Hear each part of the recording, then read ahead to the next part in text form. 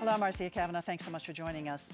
Well, school buses have seemed to be an innocent part of everyday life, but now we have seen an alleged scheme involving a charter school bus operator that raises questions of possible insurance fraud, as well as board records manipulation and even grade fixing. And if the buses are approaching an Orleans Parish school, the traffic cameras might be set at a lower speed than the driver expected. We'll look at these stories as well as the latest in voter satisfaction polls, plus voters deciding on millages, and Gail Benson buys a hotel. Our Future Watch segment looks for lions at the Audubon Zoo. In the hunt for us are tonight's Informed Sources, Errol Laborde, producer of Informed Sources, Stephanie Grace, columnist, The New Orleans Advocate, Don Ostrom, Channel 12's Future Watch reporter, and David Hammer, investigative reporter, WWL-TV, Channel 4. We go over to Errol because we found out this morning that Miss Benson now has another property. You think back to those days after Katrina, there were so many horrible sights, and one of the worst was the Hyatt Hotel. It has all that glass, all those windows, and so many of them were blown out by the hurricane. And of course, nearby was the Superdome, which was a disaster, and over in San Antonio were the Saints, and nobody was sure if they'd ever come back. And now to look what's happened, that they're all kind of in the same family now with the power that Tom Benson amassed, and that whole area that they've built up into a sports complex. And Gail Benson was part of a group along with Darrell Berger and a company called Fulcrum Realty out of New Jersey that bought this. She's the majority partner, and she talked about that. She said that Tom Benson had this vision about putting things back into New Orleans and really building that area, and you can really see that happening. Not that the Hyatt's in bad shape. It just went through a renewal and reconstruction a couple of years ago, and so it's complete now. But they said they're going to put some more money into it and fix it up, maybe kind of open up a little bit more as part of that sports complex. But when you look at the whole area, what's really developed with the whole sports area, it's really fairly impressive. The value of the purchase wasn't announced. The Advocate did some looking around and said based on comparable purchases, they thought it might be around $300 million, but we just don't know for sure. It's the third biggest hotel in New Orleans in terms of rooms, but behind the Hilton and the Marriott. So it's very impressive. But earlier in the week, with the Pelican season coming to an end next week, it was a very disappointing season. And there was always, remember when George Shinn owned the Hornets, there was always talk about losing the franchise. And Gail Benson was very adamant, and she says, we're not going to lose the Pelicans. They're here to stay. Well, I think that this underscores it because they need the Pelicans because that's more to be part of the mix in terms of the Smoothie King Center. And so to make the hotel work and to make the whole complex work, you need the Saints and you need the Pelicans. So it's still going to be managed by the Hyatt Corporation, so it will remain a Hyatt. Yeah. Hyatt's the management company, and it'll still be that. And of course, Hyatt has its booking. And supposedly the bigger hotels don't have to contend with the B&B scene as much. Airbnb. And short-term. They get a lot of corporate conventions, and plus they get the big event crowd, and all that happens. One thing that I think might be curious, we just don't know for sure, is that the Saints always stay together in a local hotel the night before a game. It's a way of kind of keeping the players out of trouble, I guess. And supposedly they've been staying at the Ritz-Carlton. And I wonder if that's about to change, if they're going to be staying at the Hyatt now. It would make sense, I suppose. Walk over to work just in the walk morning. again. They don't need to charter a bus anymore. So. Right. And this is the first time that local ownership is actually first time in the building's history, yeah, locally owned. Okay, all right, thanks a lot, E. I'm going to go over to Stephanie now, and there was a poll released by the LSU Manship School of Communication regarding what are voters thinking these days? Right. Now, this is not a poll that measures politics. It's not designed to, so it doesn't ask what people think of John Bel Edwards, things like that. Of course, he's up for re-election this fall. But one of the interesting questions is kind of aimed at getting at how people are feeling, maybe to take some of the personalities out of it. And it's a standard polling question. It's basically, do you think the state is going in the right direction or the wrong direction? And Edwards is pretty happy with the results of this, I will say, as he faces re-election this fall. The numbers they're not stellar. 47% said right direction, 43% said wrong direction. But that's a positive change from last year, this time last year. 39% said right direction, then 50% said wrong direction. So it's a net positive, and it's a pretty big change. And of course, what happened in the interim is these polls were always taken they're taken every year, and they're taken at the beginning of the year. So a year ago, it was when we still had the fiscal cliff facing us, and that's all behind us now. So another, I think, encouraging number they would say is that Democrats are more positive than Republicans, which is not surprising given that he's a Democrat. 55% right direction, 37% wrong direction. But Republicans are pretty even. And the Republicans running against John Bel Edwards are really kind of banking on and trying to stoke dissatisfaction with him, this idea that he's out of step with conservative Louisiana. And I think they're seeing limited success, and I think this is another sign of that. So some areas of real concern that the voters are identifying right now, what are they? Education is one, and that's going to come up in the session. Of course, the legislative session starts next week. John Bel Edwards is trying to get a teacher pay raise, $1,000. He actually has a lot of support for that across the aisle, although they're still fighting about it because it's an election year and there are a lot of kind of budget games going on. But the underlying proposal probably is pretty sound, probably pretty safe. It's not tons of money, but it's $1,000 for teachers, $500 for support staff. At a time, Texas is looking at a $5,000 raise, just to put in a little bit of perspective. States are really competing. The idea is to get back up to the southern average, where Louisiana's dropped down. Infrastructure is another one. Of course, this is a huge issue. You know, if you follow Baton Rouge Twitter, you know all about the traffic. It's just getting worse and worse and worse all over the place, but really acute there. And the Mississippi River and the Bridge Mississippi issue River Bridge. So there will be an attempt again to get a gasoline tax increase. That has failed. It failed 2 years ago. The idea is that the money would be put only into infrastructure. The poll actually looked at that too, and it found that people are pretty positive about a small increase. They're maybe more mixed on a bigger increase. It would take a bigger increase.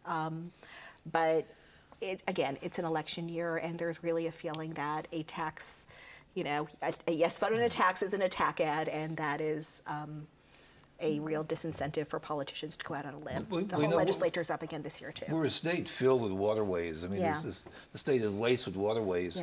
And waterways require bridges, either bridges or ferries, and there aren't many ferries left. And so you can never have a time when everybody's satisfied with the bridges, because if you fix them all, by the time you fix them all, the first one you fix is going to be in need of repair. But then there's also the issue of increasing capacity, for example, in Baton Rouge, where they're talking about an additional bridge. It would be interesting to see also how the favorability, or not the favorability, but the going in the right direction question compared to 2011, because that would have been when Jindal was facing re-election, right? Right, and things were, and remember that's when he won very handily. He didn't even, I mean, things were going well, and then they really crashed for him. Right. So, I mean, but just in terms of comparing the attitude of voters going into that, because he won in such a big landslide then. Right. And it really was within a year or two when his approval rating went into the toilet. And that's when, you know, the economy went, you know, the state's budget went in, all of it was connected, and when he started going off to Iowa all the time. Right. So in this poll, once again, it was from the LSU Manship School of Communications, the Riley Center for Public Affairs, right? Is that correct? Who actually conducted this poll? It's a big long name. Yeah, it's a big long name for it. So education, that's something that, and then also the transportation, like you said, transportation infrastructure is what the voters really are seem to be concerned about. Is that going to resonate with the legislature at all, you think? Well, you know, it's a little general. I mean, of course, people are concerned about education, but what does that mean? Again, I really do think there is a consensus over teacher pay at this point. What might be more of a point of contention is Governor Edwards also wants to increase direct funding to schools. He's going to get some pushback on that. I think there's also going to be a lot of conversation about early childhood education and people feeling like the governor is not even directing enough money into that. And there's a real big coalition that wants to do that. So, you know, these findings are interesting, but they're also probably a little general in terms of pointing at the legislature. And I should say that this is a poll, they do this every year. It's going to be released over time. There's more coming next week. They're going to be looking at other issues that the legislature is likely to face. All right, Steph, thanks a lot. Okay. I'm going to go over to David right now. And you have been releasing a series of reports that I don't know if even you thought it was going to be. I thought it was going to be so much when you first started this. But first off, looking at school buses, particularly in the parish of Orleans. It sort of spilled over into Jefferson too. Right. But now that Orleans really is a charter system under the local governance of the Orleans Parish School Board, the school board doesn't control the buses anymore. It's Right. up to the other individual charter schools. So what have you been finding? Well, it's interesting that Stephanie was just talking about education and transportation being big Right. issues at the legislature, because it's a huge issue here dealing with transportation of students to public schools, because Orleans Parish has become so heavily charter school based. And like you say, before, when it was a Orleans Parish School Board running all the public schools, the Orleans Parish School Board had a centralized school bus system to provide transportation for students, and that was lost after Katrina when we moved to this school choice model that's based on charter schools. So what I found was that a lot of these charter schools just really didn't know what they were doing, and they didn't understand what went into contracting with these school bus companies, and school buses had major safety problems, and we've been doing this Taken for a Ride investigation dating back to the end of last year. And those charter schools have to provide transportation for their students. Correct, and some of them, a sizable number that I'm not remembering the exact number off the top of my head, just this past school year had to do it. Those are the ones that were under a state charter. Didn't have to do that until this year. So there are some that are even coming to it just now. So what kind of problems are we seeing arising? Well, we were finding major safety issues, emergency exits not working, major problems with, the signs, the stop signs, things like that, but also with insurance. And that was a really big problem because there were buses without insurance, and then we kind of stumbled on, I had heard that this was an issue, but not until I found a gentleman who had been an offender bender with a Scholars First school bus in February and tried to make a claim and couldn't find an active insurance policy, did I realize that actually these school bus companies were providing records to, and particularly this one school bus company called Scholars First, have been providing records to the charter schools saying, we have insurance, here's our proof, and those documents were falsified. Wow. And so the charter school hadn't checked that to make sure that it was active? Apparently not, because the person that was listed on that as the contact was actually an employee working for Scholars First, the bus company, not an insurance agent. And when I called her, her attorney tells me that when I called her to ask about it, that was the first time she had ever heard from anybody. Okay, and now also we're talking about a contract actually with the same school bus operator. Yes. With a charter network that was what, New Beginnings? Is that New Beginnings Schools Foundation is a charter network that runs three. It used to run more, but it's lost some charters over the years, but it now runs three schools, including Kennedy High School, Medard Nelson, and Pierre Capdeau, which are K through 8 schools, those two, and then the high school. And that company, which is run by a public school board, so again, remind people, these are public schools, right, but they are run by private organizations that then are run by a public board. And so they had hired Scholars First, and that's a big contract, over $1 million worth on a contract, and it's supposed to go before the school board. It did not go before that board, but there were documents that claimed that it did. And I looked into that, and I had a source who was there, and I was able to get original records, and it showed that the documents created a year later by the CEO, Michelle Bluen-Williams, appear to be fabricated. And still with Michelle Bluen-Williams is an issue regarding grade fixing at Kennedy, was it? Well, right, and so it's unclear what how that relates directly to Michelle Bluen-Williams, how involved she was. She has been suspended as a result of my investigation by the school board, and they've hired an outside attorney, Adams and Reese Law Firm, to investigate. But separately, and it's unclear exactly how much she was involved in this, there are allegations from a former executive at New Beginnings that they were going in and manually changing grades at Kennedy High School, where the grades have been poor and they need to keep their schools' scores up to retain the charter. And he found them, and there were documents to back this up, manually changing individual grades using apparently a login that was from an old employee who was no longer there, and only on grades given by a teacher who had left the school. And that teacher was on tape saying, those are not the grades I gave those kids. And there were at least 17 Fs changed to Ds. And the actual school board, the Orleans Parish School Board, am I correct in that?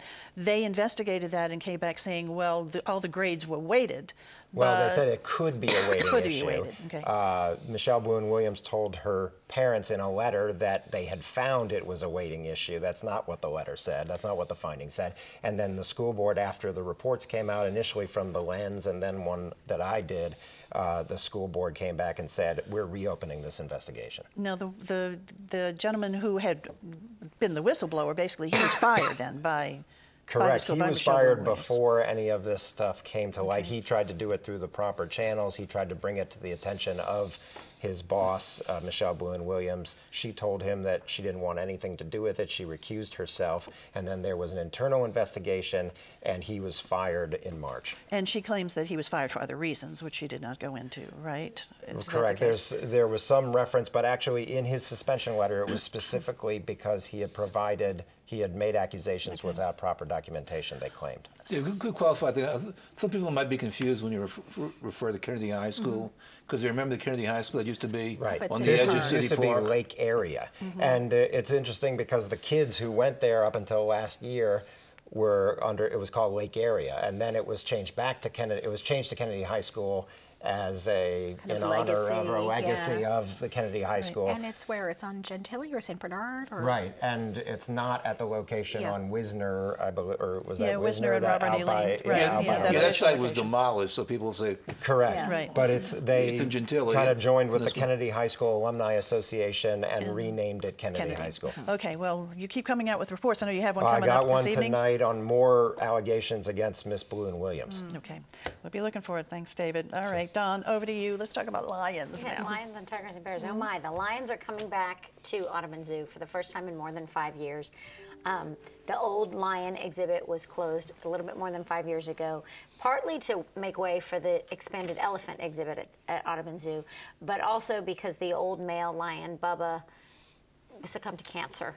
And then the old female lion who was with him was put in retirement. She still lives in the retirement center on the West Bank, the Audubon Species Survival Center. Where she has memories of Bubba. Where she might have memories of memories, I'm Bubba. But sure. soon we'll have these warm, fuzzy feelings for Arnold. He is the male leader of the Pride that's going to debut in the zoo on May 18th in their brand new facility. This was all made possible by the largest ever private gift to the Audubon Zoo, which was $5 million from Joy and Boise Bollinger. The enclosure is set up to look like an abandoned train station from the 1920s. Two different rail cars. One would be used by the rangers out in the grasslands, and in that one there will be exhibits and talks about problems with human and animal interactions. The other would have been the field researchers train car, where you can learn about the history and conservation of lions, and all throughout it's a very large wall-to-wall glass, floor-to-ceiling glass enclosure, where you really are on the same level with the lions. There will be 3 females and this 1 male, Arnold. The females are all coming, they're sisters, and they are all coming from Illinois. The male, Arnold, is coming from Oregon. Well, they're here. They came from Oregon and Illinois. All 4 of them are at the Audubon facility in Audubon Park, but they have not. The females are living together. They have not met Arnold yet. That meeting is supposed to happen soon so that the Pride, that's what a group of lions is called, if you forget, will work together because they are really part of the species survival plan. Lions in the wild, there are only 20 to 35,000 left in the wild. Audubon Zoo is part of this plan to get more lions, and the way that works usually is 1 male and several females. They have put in this area also Kopi rocks, which are big granite outcroppings that you would see in the grasslands of Africa, where typically the male, the leader of the Pride, will hang out on top of the rock and survey the area and sun himself. They're hoping that works.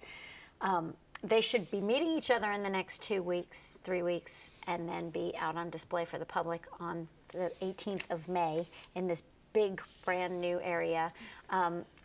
That would be interesting to witness the meeting of the meeting, right? Yeah. And I'm told The that Arnold is starting to make noises, and if you live uptown near the zoo, at some point soon you might hear the return of the lion roar, which you haven't heard since Bubba died over 5 years ago. I did get a quick update on Valero, who is the jaguar who escaped last summer. He is back out on display, and lots of people are coming by to see him. His exhibit has been rebuilt with more enrichment for him, more places for him to climb and explore.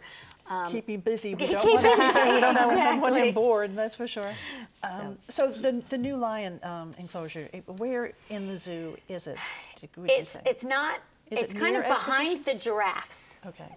If you're coming down from the fly, actually, back across the train tracks, it is in that kind of back corner of the zoo. And I did ask, you know, this whole species survival plan, which is several zoos around the country working together to keep animals, keep them genetically available for generations to come, said, will they ever be released? Is that ever the goal, to release them back into nature? And it is a very, very long-term goal. Right now, it's really just keeping lions going, but it worked for the sandhill cranes in Mississippi. Here, you know, Audubon was part of that. So, an ultimate goal. So when will we meet the lions? May 18th. Okay, terrific. Well, Errol, quick. Well, in the real world, males are very competitive with each other, and they'd be known to kill each other. I think for that would prize. definitely happen So in the Arnold's got lion the world. best of all worlds. Right. He has no competition Well, in Three Sisters. and in That's the real right. world, he has to worry about the human population pushing him out and poachers and that sort of thing at the zoo. He can just make Well, we more hope lions. that they'll all be very happy in their new abode. Hopefully he Okay, doesn't have to worry Stephanie, about over to Valero. you. Those traffic cameras that remain in school zones, Yes. we got a surprise about that. Yes, we did. A lot of people got a surprise in their mailbox. I did too. Eagerly, I've been Yes. approaching mine with great trepidation. I would just say nothing yet. School zone so if you go back to when LaToya Cantrell was running for office, you might remember that she made a big issue out of these cameras. She was against them. She changed her position at different points. At some point, she was talking about getting rid of all of them.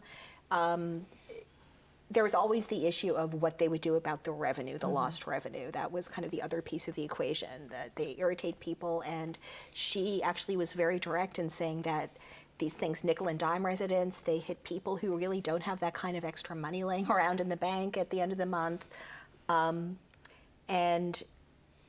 But what she kind of came up with, we finally found out in her first budget, was that she was going to keep cameras in school zones and get rid of some of the others. And that's what happened and what was announced. And the part that wasn't announced was that they basically got rid of a little bit of the cushion people had to go above but not get a ticket.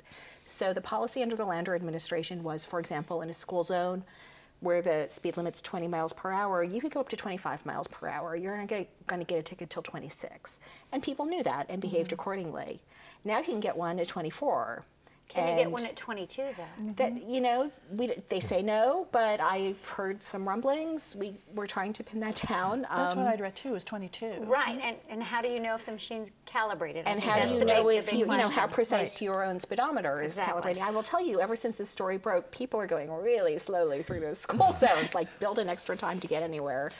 Which But- they should do. Which they Yeah, should anyway, do anyway. I mean- Now, of course, the city can do this. They have every right to ticket somebody who's going over the speed limit. Absolutely, and that's 1 mile per hour over the speed limit.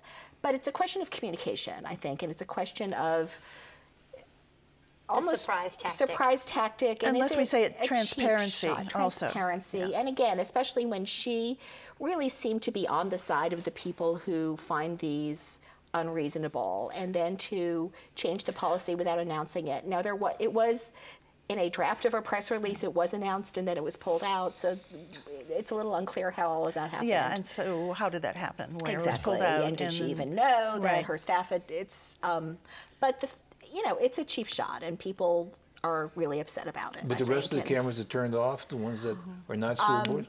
Not all of them. There are some that are, they kept some in areas where they were actually doing Making very more well, money. making more money. Again, is the goal public safety? Is the goal Or is it the revenue? It's revenue, right. both, let's be honest here. Okay, bottom line, go 20 in the school zone if that's what you're supposed to be doing. Yes. Okay, quickly over And to leave Mil- extra time because everyone else is doing that too. Right. So, Millages. And millage went down in defeat. Yeah, what went down last? This was the millage that would have it would have increased the millage with money dedicated to the services for the aged. It had been given to a third party to administer. It had strong opposition, including the mayor. I got to say though, one of the newspapers said that its defeat showed the mayor's clout. It doesn't take much clout to convince voters to vote against a tax. Right. Usually, anytime there's a millage, it's gonna go down. Every so often, it happens, and so this was destined for big failure. The next one that's coming up, though, is the one in May. This is the one that goes for recreation. It involves millage, but no new millage. It's more of a redistribution of millage. And so voters don't care how millages are distributed as long as they don't have to. Although in this case, one of the selling points is less will go to the Audubon Institute than previously, and that I think is a selling point for some people because money will go to City Park for the first time and more money to NORD, City Recreation, and also Parks and Parkways. And Audubon tried a millage a couple years ago That and it went down. failed, They tried a big millage, but And the mayor is very much behind this, and actually one of the interesting things she did was in her campaign against the millage for the elderly, she said, look at all the great stuff we do for the elderly at the NORD facilities. I mean, she really gave people permission to be against it if they had qualms, I think. But now we know They about took it. Arnold. He may need a millage Arnold might need a millage. Well, according to us, to do. For a But, retirement facility on the West Bank. But yes, the big Meals thing on that Wheels. the one in May is going to do is going to give City Park money, which has never had any Correct. city City funding, money. and I think that's going to be the real selling point for it because Yeah. it's popular now, and I It think is, and there's some good stuff in that proposal. There's sharing of resources, that cooperative endeavor agreements between the different departments of equipment, things like that. So that comes up in May. So That we'll be comes up learning more first about weekend that. in May, and I have Okay. to say down the road, we're looking at possibly a drainage fee. We're looking at a library millage. That's right. the context. Thanks. E, looking ahead. Well, this will be the last season for the baby cakes because they're going to move to Wichita after that. It's going to probably be a really terrible season in terms of attendance. And it already got off to a bad start. Last night was opening night, and the game was rained out. Sure was. And so, but anyway, the team's at home this weekend, so it'll be a last chance of summer to see minor league baseball To see here. the cakes. Okay. Steph. Legislature convenes Monday. John Bell Edwards will lay out his agenda. I predict it will be a very cautious agenda given the election coming up in the fall. 2 weeks ago, we talked about the SEC Gymnastics Championship here in New Orleans, which had a record crowd. Tonight, the LSU gymnasts compete in the NCAA Regional, and the top 4 teams advance to the regional finals tomorrow night. That's all in Baton Rouge, but it's gymnastics worth watching. David. And I hope people will watch my story tonight on Channel 4 at 10, but I also hope they'll go to the Historic New Orleans Collection's new building at 520 Royal Street. Amazing exhibits, and my brother Daniel Hammer is the deputy director, and he spearheaded this project at the old Channel 6. That's right. It was old WDSU. I spent many a year over there. Beautiful. That's what I hear, that it's absolutely gorgeous. Okay. is. Thanks a lot, guys, for being here. Thank you all for joining us. We'll see you again next week for Informed Sources. Have a good evening.